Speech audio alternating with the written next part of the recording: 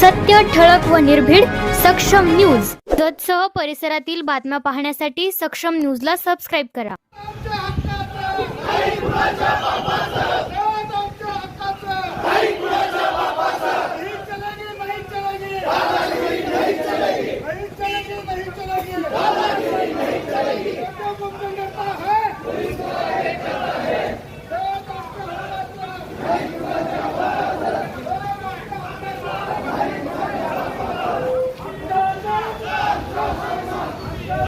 राष्ट्रीय समाज पक्षाचा आणि एक जतचा स्वाभिमानी जनता म्हणून मी या नामांतराला माझा सक्त असा विरोध असणार आहे. या गोष्टीचा मी प्रथमतः निषेध करतो. वेळ खूप कमी आहे. खरं पाहिलं आष्टेकर साहेबांनी हा विषय मांडला, मुळात निवडणुकीचा हा मुद्दा नव्हता. तुम्ही तुमच्या निवडणुकीनंतर मी काय काय करणार आहे त्याच्यामध्ये नामांतरांचं सांगितलं नव्हतं. मागणी कोणाची आहे हे पण नव्हतं अगोदर. म्हणजे हे नेमकं भूत का आणि हे खूळ का उभा केलंय मी पण रात्रभर विचार करतो. हे का चाललंय नेमकं? बरं, अनेक जण म्हणतात की दुष्काळ भूमी आहे, ते दुष्काळग्रस्त तालुका हे झालं आणि देवभूमीमध्ये जतचं काय तर होईल. म्हणजे हे आपलं बारक पहिली दुसरीत बसलेली पोरं कशी विचार करते तसे आपले विचार चालू आहे. आता आपली आजी वगैरे बघतोय, शाळा शिकलेली नाही, शाळेतच गेली नाही, आई माहीतच नाही. आणि आपण तिचं ते निरक्षर आहे म्हणून तिला पुसून टाकण्यासाठी, तिला सुशिक्षित बनवण्यासाठी जर तिचं नाव आता सरस्वती ठेवलं तर ती खाडखाड वाचायला चालू होईल का? मग तुम्ही जर देवभूमी जतचं नाव केलं तर जत मध्ये आता काय बदा पाऊस पडणार आहे, दुष्काळ संपणार आहे, उद्योग येणार आहेत, सगळं असं आबादानी होणार आहे, शिक्षण होणार, असं होणार आहे का? बरं, आपण किती येड आहे की देवभूमी करून किंवा देवामुळे जर हे होत असलं तर नाव द्यायच्या अगोदर ही देवस्थान इथं होती का नव्हती? कित्येक वर्ष देवस्थान आहेत, का पाऊस पडला नाही? का शिक्षणाची व्यवस्था अशी आहे? अनेक प्रश्न का या जतचे आहेत? याला कारणीभूत आहे इथली परिस्थिती, भौगोलिक कारण, ऐतिहासिक अनेक गोष्टी यातलं कारणीभूत आहेत. म्हणून आज आपलं नामांतरण करून आपले प्रश्न सुटणार नाहीत. आपले प्रश्न सुटण्यासाठी तुम्हाला विकासाच्या मुद्द्यावरती काम करावं लागेल. आजपर्यंतचा इतिहास आहे, ज्या ज्या वेळेला विकासाची कामं होत नाहीत, लोकांना सांगण्यासारखं काय होत नाही, त्यावेळेला जातीच्या, धर्माच्या आणि देवाच्या नावावरती माणसं भरकटवली जातात. आणि जत तालुक्यामध्ये तेच षडयंत्र चालू आहे. अनेक जण काल पत्रकार परिषद म्हणत होते की राक्षस आहेत ते मानतील, काय काय विषय पुढे आला. पण त्यांना माहित नाही की राक्षसाचा वंश काय. हिरण्यकश्यपू, त्याचा मुलगा प्रल्हाद, त्याचा नातू बळीराजा, ज्या बळीराजाला प्रत्येक शेतकरी पुजतोय, इडापिडा जाऊ दे, बळीचं राज्य येऊ दे, ते राक्षसी कुळातले होते हे तुम्ही लक्षात ठेवा.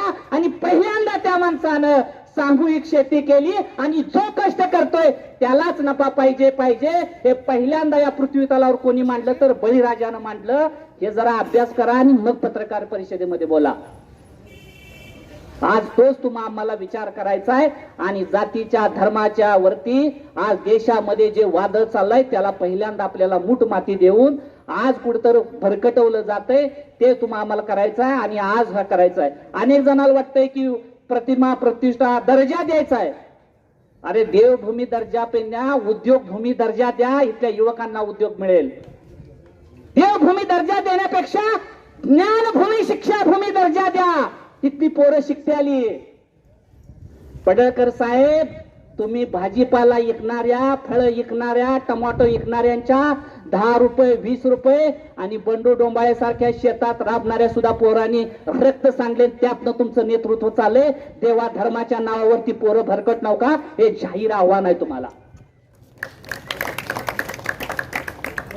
तुम्ही सीबीएसई पॅटर्न मराठी शाळेत चालू केलं, सरकारचं अभिनंदनाचं पत्र प्रत्येक तहसीलदारला दिलं. तुम्ही ज्या ज्या वेळेला जततला विकासाची भूमिका येईल, आम्ही सगळेजण तुमच्या पाठीमागे आहे. आम्ही तुम्ही बाहेरचं असले मानणार नाही.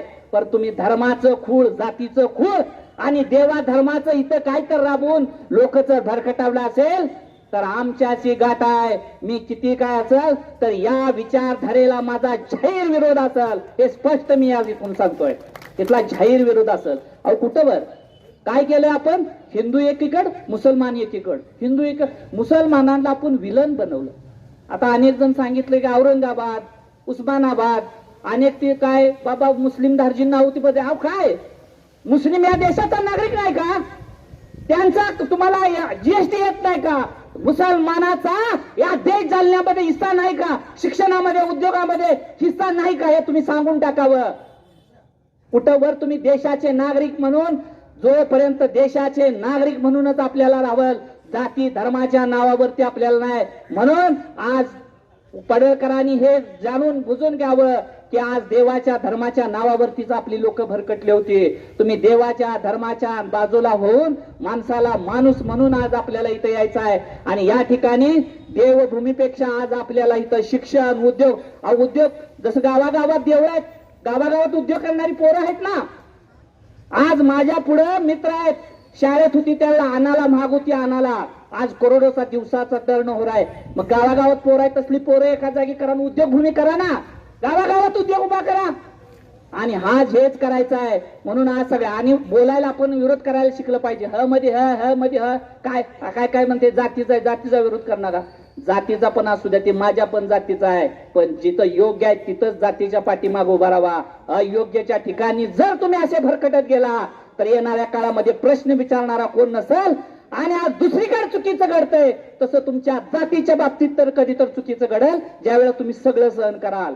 म्हणून जात वेगळे आणि प्रश्न वेगळे, त्याला एकत्र घालू नका. तुम्ही एका जागी येऊन ज्या ज्या चुकीच्या गोष्टी आहेत त्या चुकीच्या गोष्टीला विरोध करा आणि जे योग्य आहे त्या योग्य गोष्टीलाच तुम्ही असं एकत्र करा. आणि समर्थन करणाऱ्यांना पण लाजा वाटल्या पाहिजेत. तुम्ही समर्थन करताना त्याचा अभ्यास करा, समर्थन करताना त्या गोष्टीच्या मुळापर्यंत जावा आणि मग समर्थन करा. त्याचे फायदे काय, त्याचे तोटे काय, इथल्या जनमानसावरती त्याचा काय परिणाम होणार आहे. आणि नको मागणी ना, आम्हाला मागणी पाण्याची, आमची मागणी शिक्षणाची आहे आणि तुम्ही देताय काय आम्हाला? तर या गोष्टीचा सगळ्यांनी विचार करावा. मी प्रत्येक गोष्टीचा जाहीर निषेध करतो. आणि मग द्यायचं तर जरा तर आहे. काय होतं, मला आमदारांना खरंच पत्रकाराच्या माध्यमातून मी कार्यकर्त्याकडे पण सांगतोय, विनंती करायची आहे. ज्या वेळेला साहेब झाडाला फळं लागतात त्यावेळेला ते झाड वाकतं. तुम्हाला यश आल्यानंतर तुम्ही वाकाय शिकलं पाहिजे. आमदार साहेब, पार गिळल्यासारखं सारखं ताटपणा हा चांगला नाही. इथं अहंकार रावणाचा सुद्धा उतरलाय. तुम्ही मोठे नाही. नरेंद्र मोदीला सुद्धा आपल्या मंत्रिमंडळातल्या मंत्र्याचा राजीनामा घेतला लावला. हा इतिहास आहे. हा ताटपणा चांगला नाही. तुम्हाला नामांतरण करायचं होतं तर जतमध्ये एकदा चर्चासत्र भरवायला पाहिजे होतं. नामांतरण करायचं होतं, सगळ्या पक्षाचे तालुकाध्यक्ष, जिल्हाध्यक्ष एकदा बोलवायला पाहिजे होते. नामांतरण करायचं होतं, आजी माझी इथं नेते त्यांची तुम्ही एकदा बैठक घ्यायला पाहिजे होती. नामांतरण करायचं होतं, सरपंचाची एक बैठक घ्यायला पाहिजे होते. नामांतरण करायचं होतं तर तुम्हाला सगळ्या इथे इतिहासाचे अभ्यासक काय लोक आहेत, प्राध्यापक, त्यांचं म्हणणं घ्यायला पाहिजे होतं. किती ताटपणा. माझ्या मनात आले, चला करून टाका. आर इथं काय वडापाव आहे, भाजीपाव आहे काय, असं करत सुटलाय. हे मग जे समर्थन करणार आहेत ना, त्यांनी पण लक्षात ठेवा, चुकीला चूक म्हणाय शिका, नाहीतर उद्या तुमच्या थोबाडात बसवायला पण वेळ लागणार नाही. हे लक्षात ठेवा. वेळ कमी आहे, मी या ठिकाणी थांबतो.